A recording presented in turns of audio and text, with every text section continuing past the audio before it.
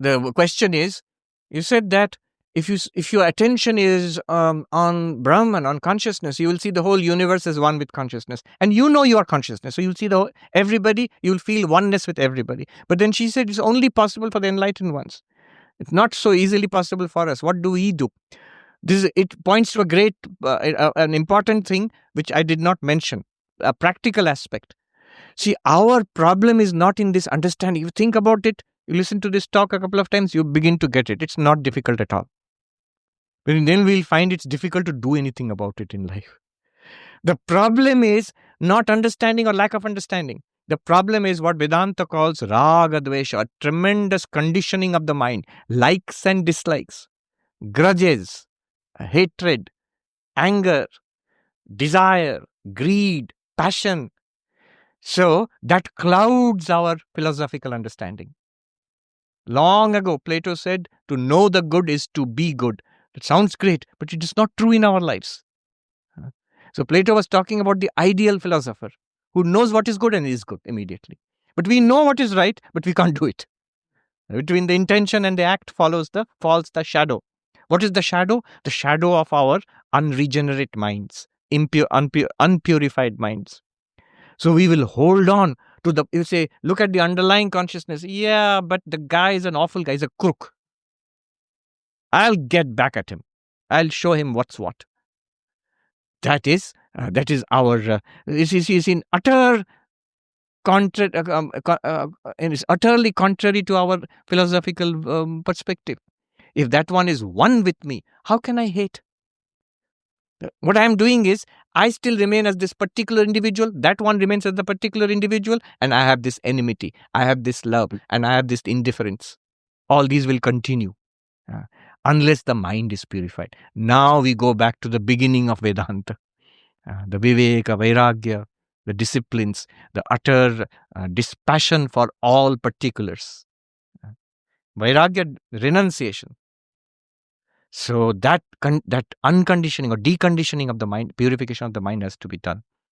One great way out is devotion to a deity. Through a love of the divine, many of these smallnesses in the mind can be overcome. The gentleman there. I'll come to you. The gentleman there, yes. My name is Kailash. Actually, this is an even more practical question. And you gave me an answer in June in Dallas. I need a refresher. I'd ask you that there's a monologue in my head all the time, and I want to replace it with a mantra. Yes. That's a good way of getting there. Yes. And you've quoted a Kashmiri, I think, Chaitanya Atma. Yes. Yeah. Sharira Havi. Yes, that is sadhana. Yes, it is from the Shiva Sutras. There are 3 sutras.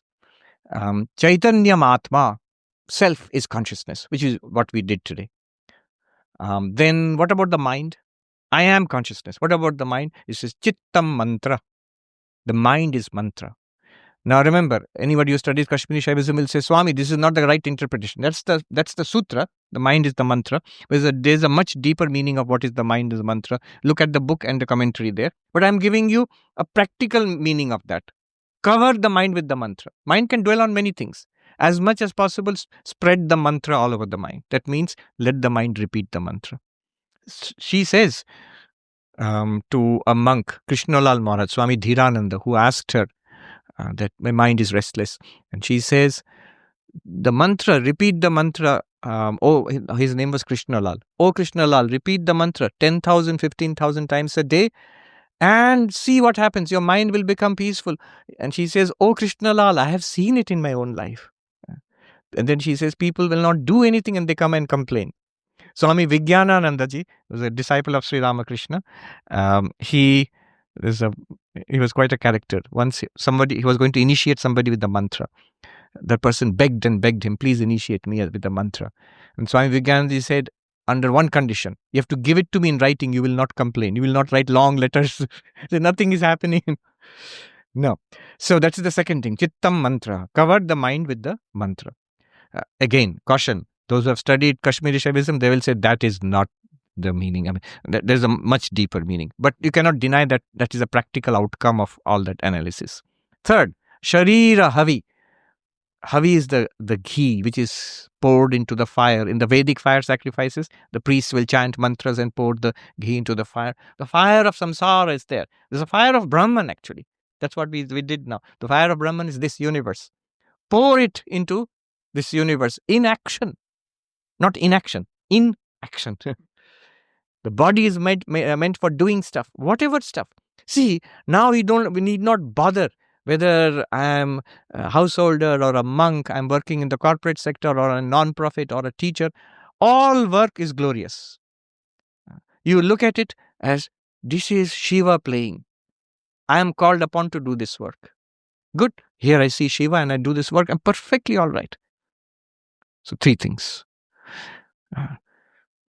How beautifully they teach, the monks.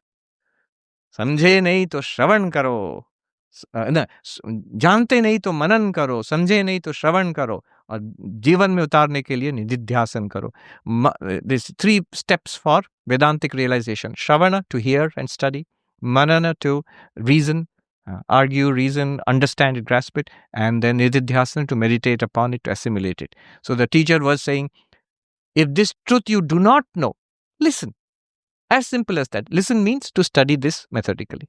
At least now it's easy. YouTube talks, you listen. And then study it. Go back to the text. Always go back to the text. And then second, yeah, I know this, but I don't understand it. Then reason. What is it that I don't understand? Be precise. Narrow it down. Yeah, I know it and I understand it also. But as a practical question, I can't do anything about it in my life. My life is not changing. Then nididhyasana, assimilation. Plunge the mind into the clarity already obtained. The knowledge is obtained by hearing. Clarity is obtained by reasoning. Once the clarity has been obtained, plunge the mind into it. Stay with it until it suffuses the mind, until it changes our sense of reality. What is our sense of reality? We will live accordingly. It will come into life. Last question. Pranam Swamiji. My name is M.S. Bhatt.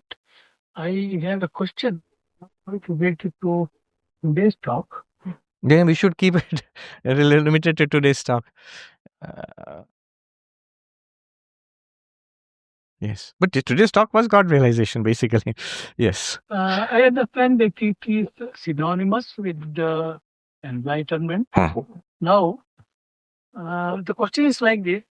We say, or it is said that all paths, whether it is Dvaita, Vishishtha, Advaita, other religions, whatever the religion, all the paths lead to God realization. Yes. That is enlightenment, if I understand it. Now my question is that what is the nature of the enlightenment? Is it the same for all the followers of all the... No, it will not be. It will not be the same. Correct. It will not be the same. However, when we say approach a particular mountain from different routes, I'll give you some examples. So, depending on the route you take up the mountain, the road you take up, the scenery will be different. But you are climbing the same mountain. Similarly, there is one infinite reality, call it Brahman, Atman, whatever you call it, Buddha nature. Depending on the path you have taken, the mind will be conditioned, because you are using the mind after all. The mind will be conditioned by that culture, by that practice, intense practice. And our realization also will be colored by that conditioning of the mind. But remember, the important thing there is, as Sri Ramakrishna says, is you are still in touch with that reality.